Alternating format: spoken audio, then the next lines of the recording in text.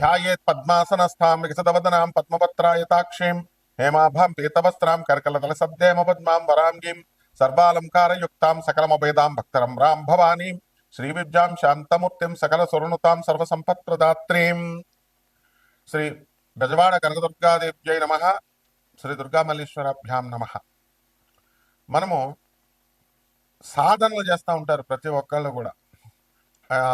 ఈ శాంతులు ఏమండి, మా గ్రహాలు పుట్టినప్పుడు నక్షత్రం బాలేదండి, లేకపోతే నక్షత్ర శాంతి చేయించామండి, గ్రహాలు బాలేదన్నారండి, లేకపోతే మా ఇంట్లో వాళ్ళు ఎవరో చచ్చిపోయారండి, ఇంట్లో చచ్చిపోయాడండి అందుకని ఇల్లు సంవత్సరం అంతా ఖాళీ చేస్తామండి, తర్వాత పితృదోషాలు అన్నారండి ఏమండి అక్కడికి దానికోసం అని చెప్పేసి గోకర్ణం వెళ్ళి చేయించమన్నారండి.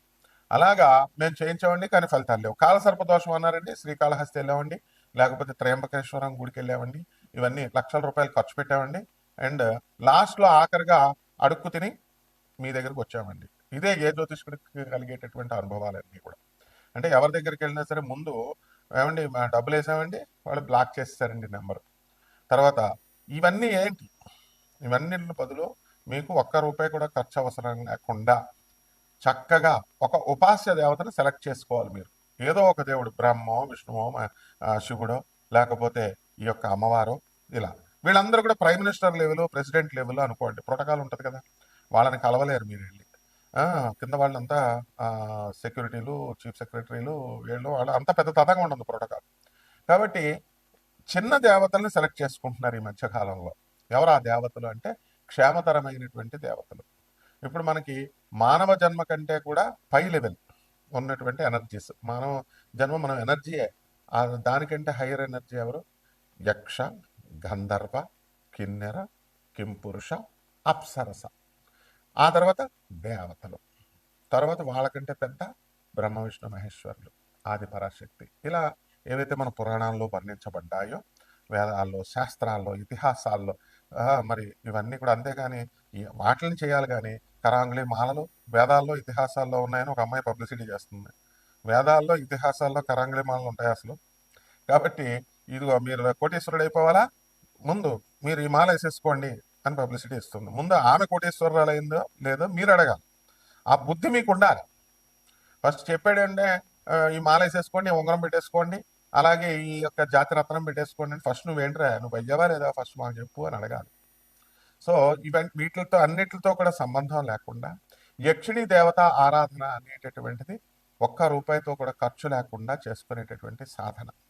ఈ ద్వాదశ రాశుల వారు కూడా ఏ రాశుల వారు యక్షిణి సాధన చేస్తే బాగుంటుంది, ఏ రాశుల వారు కిన్నెర సాధన చేస్తే బాగుంటుంది, ఏ రాశుల వారు అప్సరస సాధనలు చేస్తే బాగుంటుంది, లేకపోతే మొత్తం 12 మంది కలిసి బ్యాచ్ల కింద డివైడ్ యక్షిణీలు చేద్దామా లేకపోతే అప్సరసలు చేద్దాం, మీ ప్రాబ్లమ్స్ని బట్టి సొల్యూషన్ అనేటటువంటిది ఉంటుంది.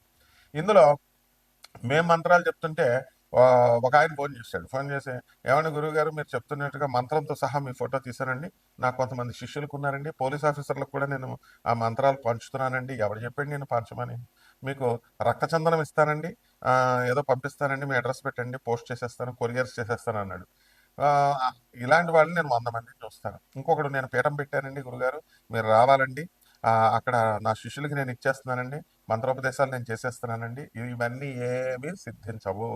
ఎందుకంటే ఎవరైతే యక్షిణీ సాధన ఇప్పుడు నేను చేశాను, నాకు సిద్ధించింది, నాకు గురు పరంపర ఉంది, నా గురువుల గురించి మొత్తం నా వీడియోలో మొలపడి సత్యనారాయణ మూర్తి అని కూడా వీడియోలు అన్నీ వస్తాయి. నా గురు పరంపర, ఆ గురువులు అందరూ తెలుస్తారు మీకు. ఆ గురు పరంపరలో గురుముఖతానే నేర్చుకోవాలి ఇవి. అయితే మరి ఎంకరేజ్ చేయాలి కదా, గురుముఖత నేర్చుకోండి అంటే ఆదిశంకరుని ఫోటో పెట్టుకోండి, కృష్ణుని ఫోటో పెట్టుకోండి, జగద్గురు చేసుకోండి అన్నాం. మరి చేసుకోండి అంటే ఇలాంటి వాళ్ళు వస్తారు, వేళ్ళు అనమాట. మెయిన్ చీడ పురుగులు అంటే వేళ్ళే. ఎంతవరకు ఆ కొరియర్ వచ్చింది లేదు, రక్తచందనం లేదు, మొత్తం 63 క్షేత్రాల నదుల నీళ్ళండి అన్నాడు. ఒక క్షేత్రం నీళ్ళు కూడా ఉండవు. సో ముందు ఇవన్నీ భ్రమల నుంచి బయటపడేసేది యక్షిణి. ఎందుకంటే యక్షిణి దేవత భ్రమలకే భ్రమ, మాయలకే మాయ, కామరూపి ఆమె.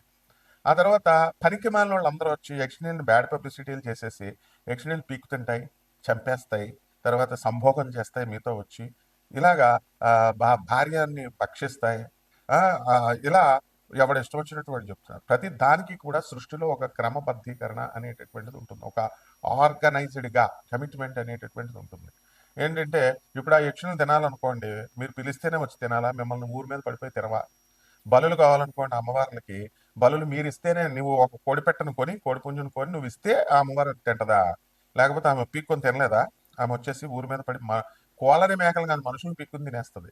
కాబట్టి ఇదంతా కూడా నాన్ సెన్స్ అనమాట. ఏ యక్షిణికి, ఏ అమ్మవార్లకి, వీళ్ళకి ఎవరికి కూడా ఏ బలులు ఇవ్వాల్సినటువంటి అవసరం లేదు. ఏ మాంసాలు, ఏ మటన్లు, చికెన్లు, మందు బాటిళ్ళు, ఇంకో పనికిమాలిన బ్యాచ్ మందు బాటిల్ పెట్టమనే బ్యాచ్ ఒక బ్యాచ్ ఉంది. వీళ్ళంతా కేవలం భ్రమింపజేస్తున్నారు. Hire energies. మీరు ఒక యక్షిణిని ఆవాహనం చేస్తున్నారు, రోజు పూజ చేస్తున్నారు. రోజు పూజ చేస్తున్నప్పుడు ఆ యక్షిణి ఏం చేస్తుంది? మీరు అడిగిని నేను చేసి పెడతానంటుంది. It's like business. ఇప్పుడు మీరు ప్రపంచంలో ప్రతిదీ బిజినెస్సే. భార్య భర్తకి వంటలు చేసి పెడుతుంది, భర్త డబ్బులు తెచ్చి పెడుతున్నాడు, దానికి నిమిత్తం జీవితాంతం పోషించడానికి కట్నం తీసుకుంటున్నాడు, బిజినెస్.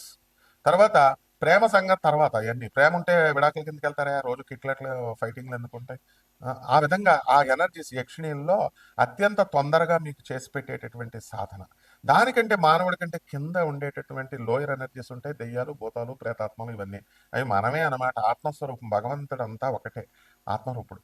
ఆ యొక్క పరమేశ్వరుడు మన గురుగారు బ్రహ్మశ్రీ చాగంటి కోటేశ్వరరావు గారు చెప్తారు ఒక వీడియోలో, ఏమని భూతనాథుడు ఆయనే. మరి తండ్రి ఇప్పుడు 10 మంది పిల్లలు ఉన్నారు, ఒక 9 మంది ఆఫీసర్లు అయిపోయారు, బ్యాంక్ ఆఫీసర్, ఐఏఎస్ ఒకడైపోయాడు, ఒకడేమో వేగబాండ్ లాగా రోడ్ల మీద తిరుగుతున్నాడు. వదిలేసుకుంటాడా రౌడీ షీటర్ అయితే? వదులుకోడు కదా తండ్రి. ఆ విధంగా భూతాలు, ప్రేతాలు, ఆత్మలు, దెయ్యాలు ఇవన్నీ కూడా శివుడి సంతానమే. కాబట్టి శివుడు వాటిని చూసుకుంటాడు అని అద్భుతంగా చెప్పారు గురుగారు. కాబట్టి మీరు యక్షిణీ సాధన చేసేటప్పుడు ఏమన్నా గురుగారు నాకు మంత్రం ఇచ్చేయండి అంటే, ఫస్ట్ అసలు నువ్వు ఎవడవి, నీ స్పిరిచువల్ బ్యాక్గ్రౌండ్ ఏంటి, నువ్వు ఏ దేవతను పూజ చేస్తావు? ఈ రోజే మీ వీడియో చూసి టెంప్టింగ్ అయిపోయి నేను యక్షిణీ సాధన చేసాను, యక్షిణి అంటే మామూలు మనిషి అనుకుంటున్నావా? మళ్ళీ తోలు తీసేస్తుంది. యక్షిణీలకు అస్సలు కోపం రాకుండా శాంతంగా ఉంచాలి. యక్షిణీలను బ్యాలెన్స్ చేయడానికి గురువు ఉండాలి. ఇప్పుడు యక్షిణిని కంట్రోల్ చేయాలి. ఇప్పుడు నువ్వు పిలిచేసి పిచ్చి మాటలు మాట్లాడతావు మనుషులతో మాట్లాడినప్పుడు. నాకు జాతకం చెప్పించుకోవడానికి వచ్చినాడు, మనం ఈ అపాయింట్మెంట్ నెంబర్లు ఎందుకు పెడతామండి? ఎవరైతే బాగుపడతారో కన్సల్టేషన్ కోసం అసలు డబ్బులు తీసుకోవాలి. మేము డబ్బులు తీసుకోం కదా. నాన్ కమర్షియల్ ఎందుకు చెప్తున్నాం? నాన్ కమర్షియల్ ఒక గవర్నమెంట్ ఆఫీసర్గా ఉన్నటువంటి వాళ్ళు మేము బిజినెస్లు చేయం. కాబట్టి నాన్ కమర్షియల్ అనే పదం అందుకు వాడతాం. ఈ బుర్రా జ్ఞానం మనుషులకు ఉండదు. ఏంటంటే ఏదో చెప్తున్నాడులే, ఫీజులు అపాయింట్మెంట్లు పెట్టేసి చేయడానికి మామూలు ప్రైవేట్ పంతుళ్ళ. మాకు రూల్స్, రెగ్యులేషన్స్, సిస్టము, గవర్నమెంట్ ఇవన్నీ తెలుసు. కోర్టులు ఉంటాయి, జ్యుడిషియరీ ఉంటుంది, అలాగే సిస్టమ్ ఉంటుంది. ఏదైనా ప్రాబ్లం వస్తే దాన్ని కోర్టులో ఎలా వేయాలా, క్యాట్లో వేయాలా, ఇవన్నీ ట్రిబ్యునల్ కోర్టులో వేయాలా, లేదా హైకోర్టుకి వెళ్ళాలా, ఏ పోలీస్ ఆఫీసర్ని ఎలా డీల్ చేయాలి, ఇవన్నీ ఉంటాయి. ఇవేం లేకుండా ఊరికే ఫోన్ కొట్టేసి అపాయింట్మెంట్ ఏడు గురుగారు యక్షిణి సాధన చేసేస్తారండి నాకు సలహాలు ఇవ్వడానికి ఆడెవడో పనికిమాలని నా కొడుకు పెడుతున్నాడు. యక్షిణి దుర్గా యక్షిణి కాదండి. ఏ పురాణాల్లో చెప్పబడింది? గొట్టంగాడికి నీకు చెప్పడానికా నేను? నువ్వు ఏ పురాణంలో ఉందానికి చెప్పడానికి?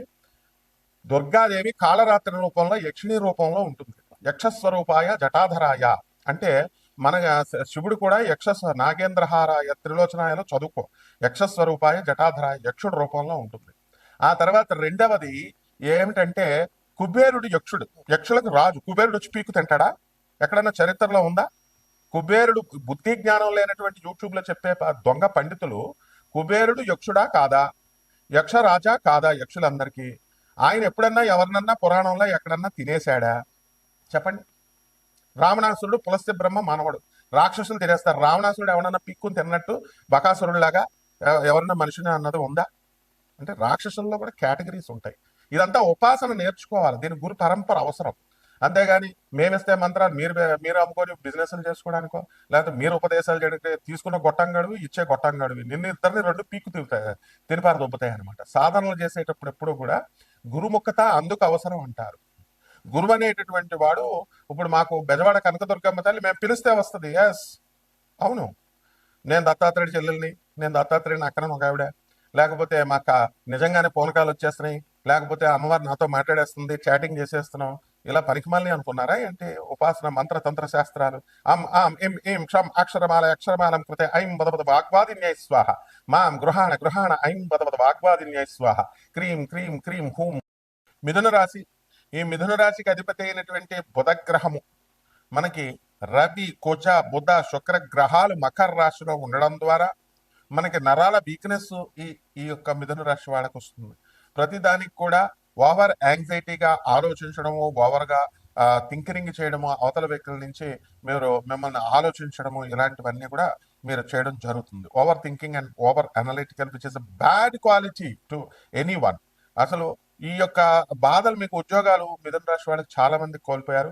మరి భార్యాభర్తల మధ్య అనుబంధం అనేటటువంటిది ఈగో ప్రాబ్లమ్స్ వల్ల ఒకళ్ళొకళ్ళు ఎడముఖంగా పెడముఖంగా కొంతమంది ఉండడం అనేటటువంటిది జరుగుతుంది. ఈ యొక్క రాశి వారికి అందరికీ కూడా జన్మంలో ఉన్నటువంటి గురుగ్రహము మనకి రాహువు కూడా మనకి ఈ యొక్క కుంభరాశిలో ఉన్నప్పుడు బ్రహ్మాండంగా మనకి ఈ యొక్క యక్షిణి అనేటటువంటి సాధన గొప్ప సాధనని మనకి ఇస్తుంది. అయితే ఈ మిథున రాశి వాళ్ళు మెయిన్గా ఎక్కువగా ఈ ఈ అందానికి ప్రాధాన్యతనిస్తారు. ఆ డబ్బు కంటే కూడా, అంటే డబ్బు ఎలాగో కావాలి, డబ్బు మైండే కానీ కనబడరు అనమాట. యక్షిని అందంగా ఉండాలని చేస్తారు కాబట్టి ఇటువంటి వాళ్ళు అప్సరస సాధన కనుక చేసినట్టయితే బ్రహ్మాండంగా ఉంటుంది. ఊర్వశి అమ్మవారిని మీరు ఆరాధించడం ద్వారా బ్రహ్మాండంగా ఉంటుంది. లేదా శుభ్రంగా ఈ అమ్మవారి సింపుల్ గా ఓం యక్షిణ్యాయ నమః అనేటటువంటి మంత్రంతో యక్షిణి అమ్మవారిని మీరు పూజ చేసుకున్నప్పుడు మీకు బ్రహ్మాండంగా ఉంటుంది. అలాగే మీ సోదరులతో మీకు ఉన్నటువంటి ఎడబాటు, మీ అక్కా చెల్లెల మధ్య ఉన్నటువంటి ఎడబాటు, ఇవన్నీ కూడా స్లోగా కోల్పోవడం అనేటటువంటివి జరుగుతాయి. అలాగే ఈ యొక్క మిథున రాశి వారికి ధనము అనేటటువంటిది ఇంకా బాగా సంపాదించడానికి జూన్ 2026 సంవత్సరం తర్వాత నుంచి కర్కాటక రాశిలో గురుడు వచ్చిన తర్వాత మంచి ఉచ్చ స్థానంలోకి రావడము, బ్రహ్మాండంగా మీకు చేయడం అనేటటువంటివి జరుగుతాయి. అందువల్ల పరిహారాలు ఏం చేయాలంటే ఆ యక్షిణి మాతకి మీరు చక్కగా వనదుర్గా అమ్మవారికి కానీ యక్షిణికి కానీ చేసుకొని, లేదా కాలరాత్రి రూపంలో అమ్మవారికి చేసుకొని మనం ఈ యొక్క మిథున రాశి కాబట్టి గురు జపం చేయండి, గురు స్తోత్రాలు చదవండి. గురువుకి కిలోంపావు శనగల్ని పసుపు రంగు వస్త్రాన్ని ఇచ్చి పేద బ్రాహ్మణుడికి గురువారం నాడు ఉదయం 6 గంటలకి దానం చేసుకోండి. అలాగే మేడి చెట్టు చుట్టూ ప్రదక్షిణాలు చేసుకుంటూ మేడి చెట్టుకి చక్కగా అనగాదేవి దత్తాత్రేయ స్వామి వారు అక్కడ ఉంటారు. చక్కగా గురు చరిత్ర చదువుకొని పారాయణ చేసుకోవడం ద్వారా బ్రహ్మాండంగా ఉంటుంది. శుభమస్తు.